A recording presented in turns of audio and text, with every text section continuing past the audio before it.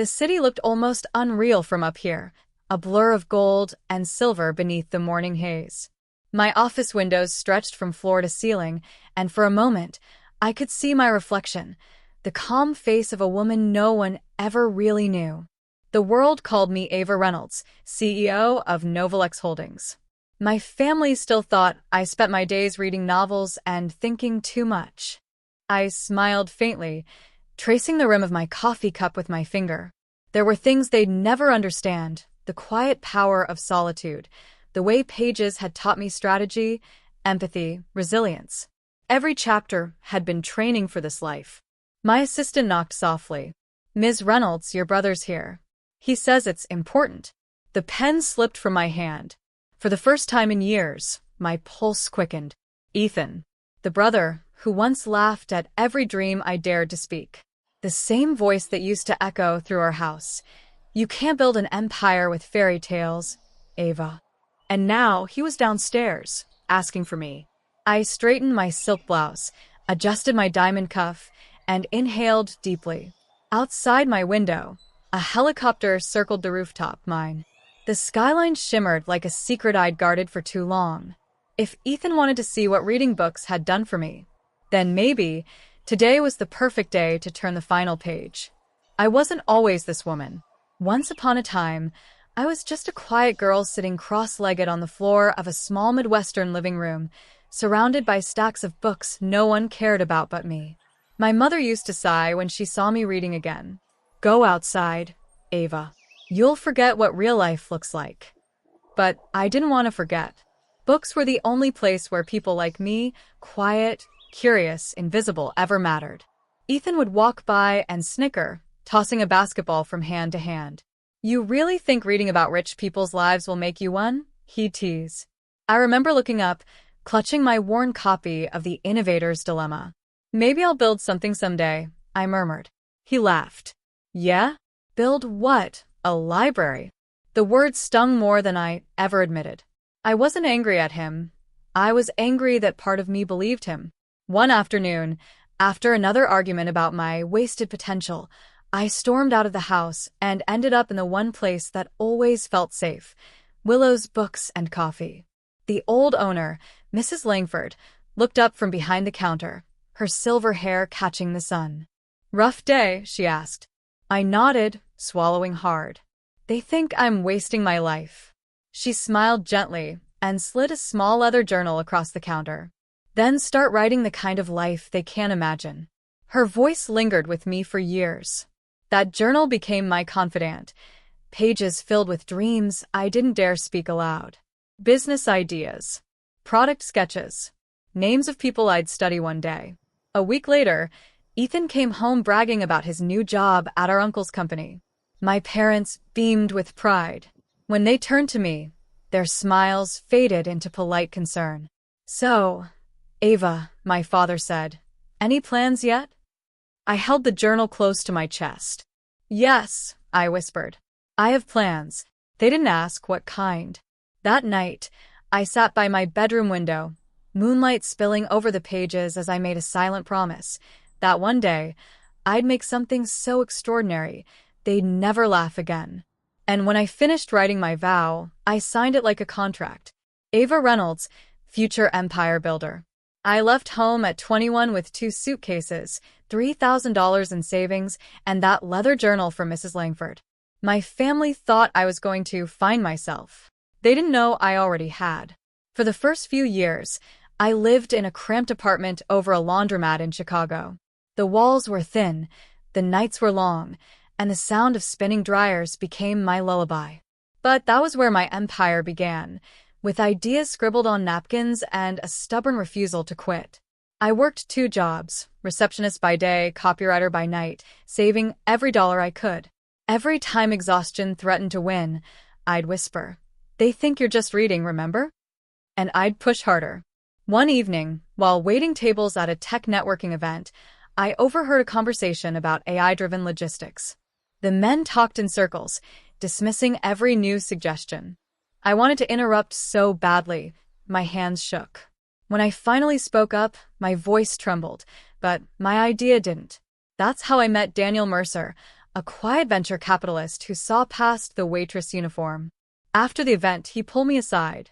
"You ever think about building that yourself?" he asked. I laughed. "I can't even afford a real laptop." He smiled. "Then start with what you have, and I'll get you what you need." Daniel became my first mentor.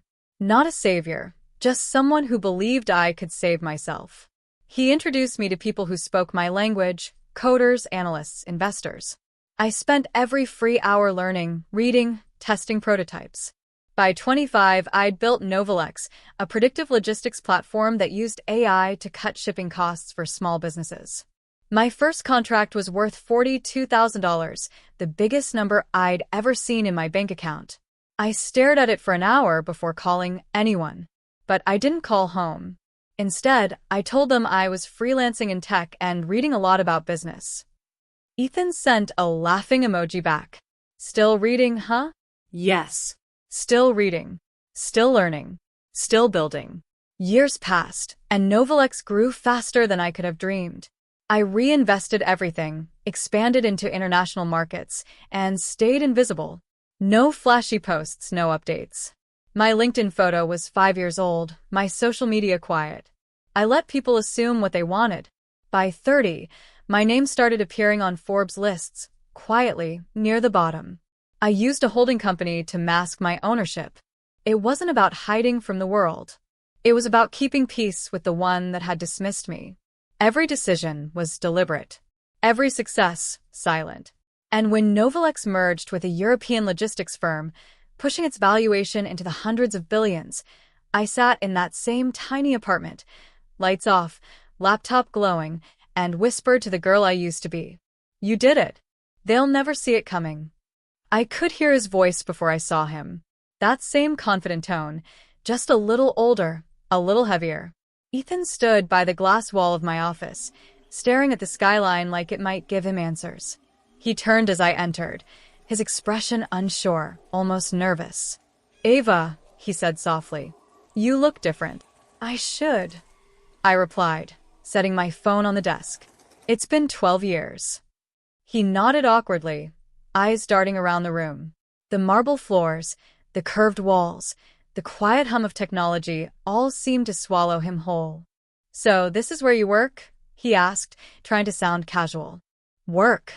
I smiled faintly. "Something like that." He let out a breathy laugh. "I'll be honest, I didn't expect this.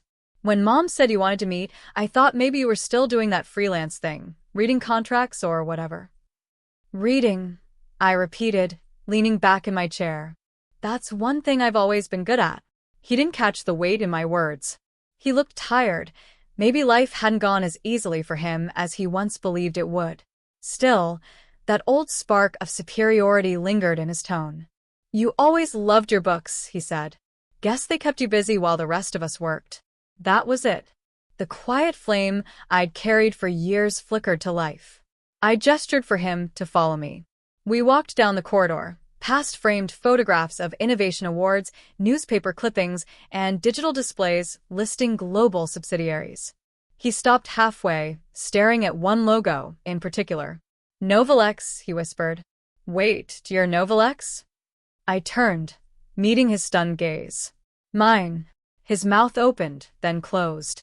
"But that company's everywhere. Shipping, robotics, data systems. And now, clean energy," I added gently. "We've diversified." He took a shaky breath, his voice barely above a whisper. "Ava, how much is it worth?" The elevator doors slid open.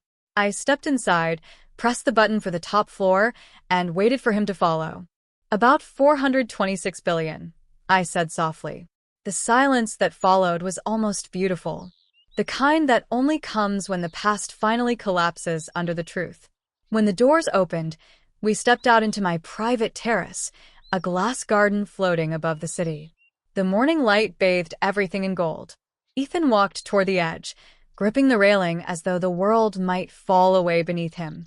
"I don't understand," he whispered. "All those years you never said anything?" I joined him, hands resting on the railing. What was there to say? You'd already decided who I was. The dreamer. The girl lost in stories. I just let you keep believing it while I built my own. He turned to me, eyes wide. Ava, I didn't mean I was just a kid. I know. I smiled softly.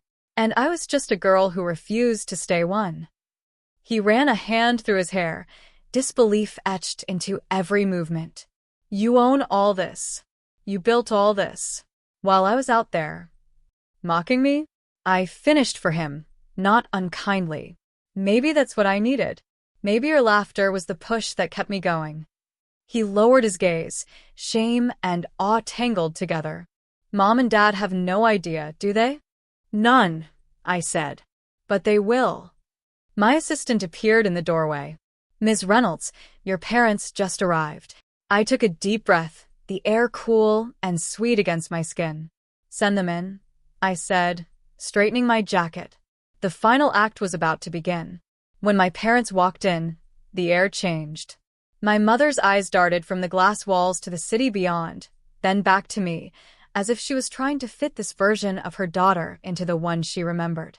My father adjusted his tie, visibly uncomfortable under the weight of luxury.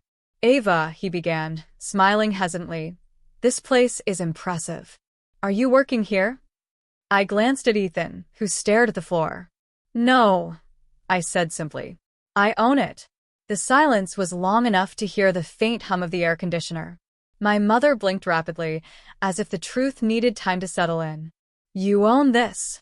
All of it, I said softly. Novalex, the holding companies, the patents. Every part of it. My father's lips parted, then closed. My mother's hands trembled slightly. Ethan stood behind them, guilt painted across his face. I motioned toward the seating area. Please sit. They did. Carefully, like the furniture might shatter under the weight of what they'd just learned. I poured tea into crystal cups. My mother's voice quivered when she finally spoke. Why didn't you tell us, sweetheart? I sat across from them, hands folded. Because for years, everything I said was dismissed. Every idea was cute. Every goal was unrealistic. I learned silence was safer than trying to prove myself. My father sighed. We didn't mean to. Yes, I interrupted gently. You did. Maybe not cruelly, but you did. And I let it drive me. Ethan finally spoke. Ava, we were wrong. I was wrong. You were always more than I saw. I looked at him for a long moment. There was remorse in his eyes. Real this time. I don't hate you, Ethan, I said quietly. But if we're ever going to rebuild this family, things have to change. I reached into my drawer and slid 3 envelopes across the table, one for each of them. Inside were offers, each different. For you, Dad, an investment proposal. I'm willing to fund your retirement dream, but only if you take the time to mentor small business owners in your community. Teach them what you know. He looked stunned. You do that? Yes. But not as a handout, as a purpose. I turned to my mother. Yours is simpler. I'm funding a literacy program in your name for women who never got the chance to study. You'll run it. Her eyes welled up. Ava, I reached across the table, resting my hand over hers. No more apologies. Just action. Then I looked at Ethan. And yours, I paused. A job offer. Entry level. At Novalex. You'll start from the ground up, no shortcuts. You'll learn what it takes to build instead of mock. He nodded slowly, emotion tightening his throat. I'll take it. I leaned back, studying the 3 faces that once defined my worth. These are my terms. Not to punish you, to give you a chance to become the kind of people I always wished you were. My mother whispered, You're stronger than all of us, Ava.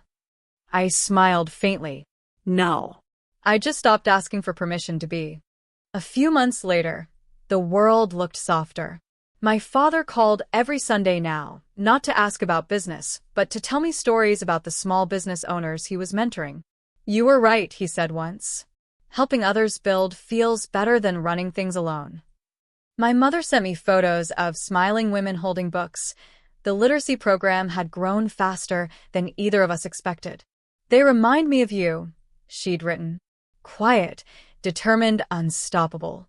And Ethan, well, I saw him every day.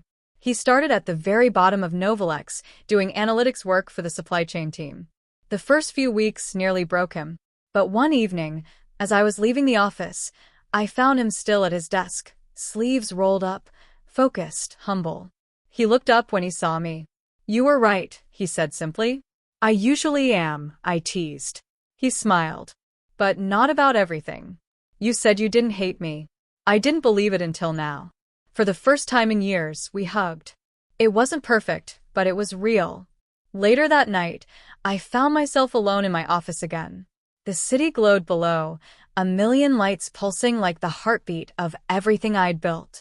I opened the top drawer and pulled out that old leather journal, its corners worn, pages filled with messy dreams. The last line still read, "Ava Reynolds, future empire builder." I smiled and wrote beneath it, "Dream fulfilled, but still learning."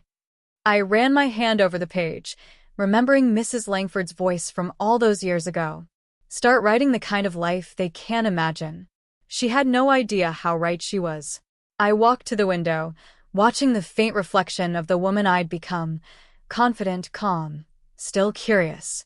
My reflection almost seemed to whisper back, "You did it." And maybe I had. Not because of the billions or the buildings, but because I'd rewritten what power looked like, grace without apology, strength without cruelty. I took a deep breath, the kind that feels like closure. When people ask about my success, I tell them the truth. It began with a girl they underestimated, and a shelf of books no one else thought mattered. They thought I was lost in stories. They just never realized I was busy writing mine.